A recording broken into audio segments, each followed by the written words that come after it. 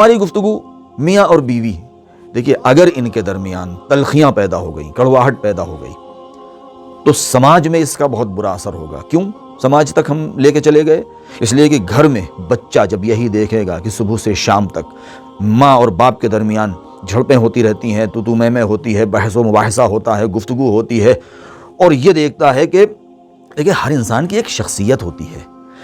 بچوں کے سامنے باپ اگر ماں کو ڈانٹے گا تو ماں کو احساس کمتری ہوگا کہ بچوں کے سامنے میری کوئی حیثیت نہیں ہے۔ اگر بچوں سے ہٹ کر کے اگر ماں نے کوئی غلطی ایسی کر دی ہے کہ جو شریعت کے خلاف ہے اور ضرورت ہے کہ شوہر متوجہ کرے، تنبیہ کرے، اسے سمجھائے، تیز آواز بلند کرے، تو اس بات کا خیال رکھے کہ بچوں کے سامنے نہیں ہونا چاہیے۔ کیوں؟ اس لیے کہ بچوں کے اوپر، نفسیات پر بچوں کی بہت گہرا اثر ہوتا ہے۔